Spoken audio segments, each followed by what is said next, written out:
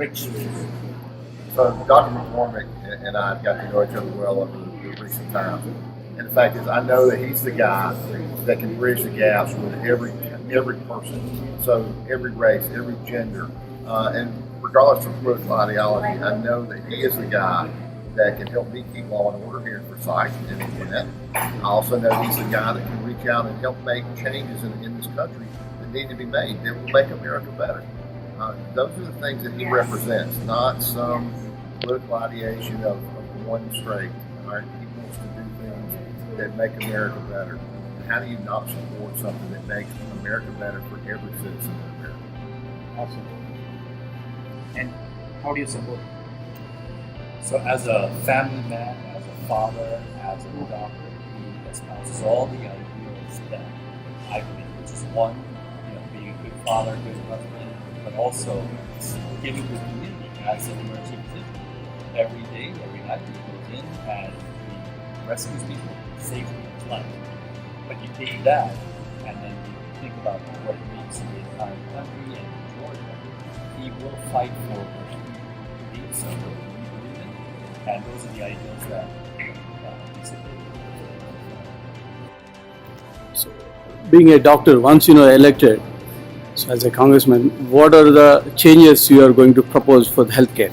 For healthcare specifically, I think we need to continue with better pricing transparency. I think we need funded HSAs that are rolling over to next year. I think people need to be able to move their healthcare from place to place.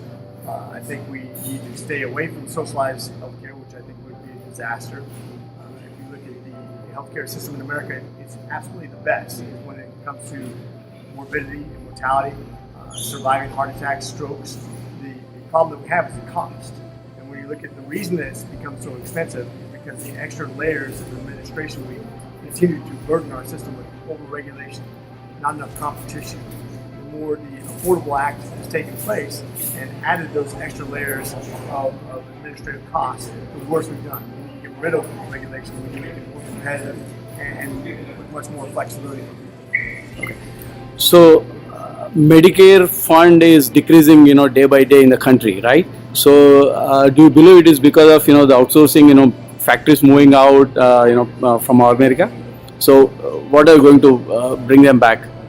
So, one of the things we have to do, we have to realize there are certain things that are vital to American security, whether it be law enforcement, the way we regulate things. But if you look at personal protective gear, manufacture of drugs that are essential to health in America or anywhere else, we have to make sure that that's in the hands of America or at least close allies, people that we really get exceptionally along with, such as India and other countries who have manufacturing abilities and are friendly to our ultimate desires.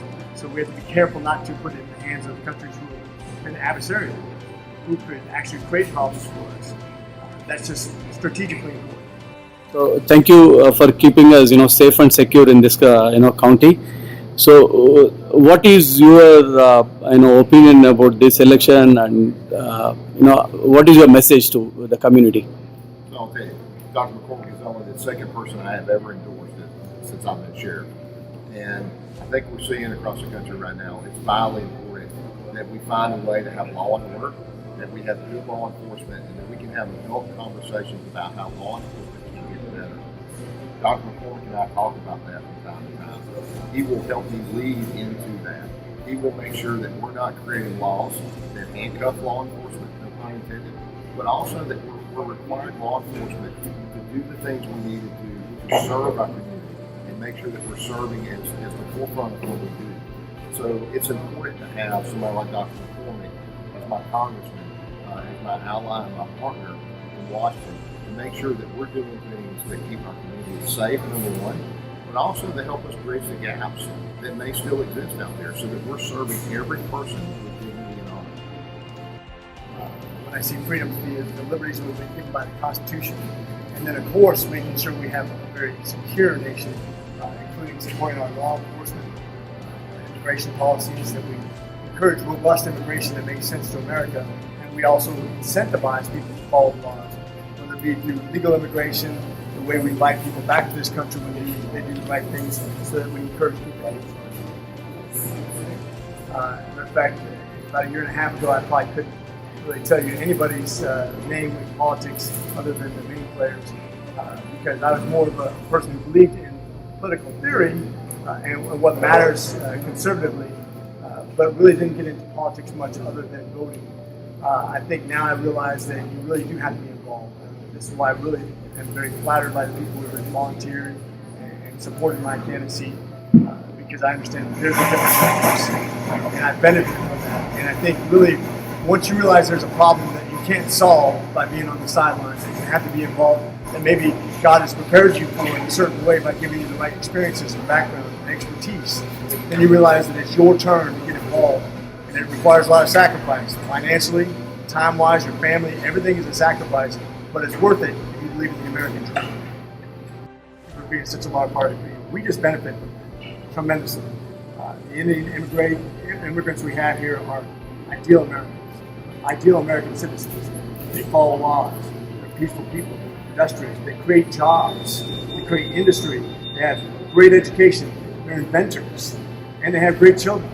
I've never seen a population more robust as American citizens create all the good things and fulfill all the American dreams that they come here for. And never seen a population more appreciative for that also.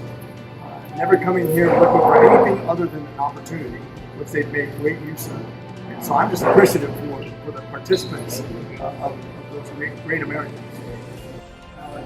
I'm going to be a politician and an elected official in this district, which is fantastic to see that representation, to be a trendsetter, and certainly what a great representative, somebody who can really bring it home, that somebody who's very popular for the right reasons, somebody who's going to be accessible, somebody who's going to be creative and intelligent, somebody who's going to be conscientious about and represent his community ideally. Great support by everybody from all backgrounds because of who he is. I think moving forward, it's important to have people like Nikki Haley and other people who give great representation of that community who's coming in here and now becoming players. You have 1% of the population is Indian, pays 6% of the taxes, and does everything by the books perfectly. It's important to have you as part of the conversation, to understand that you are part of the fabric of America. Moving forward, that's only going to expand.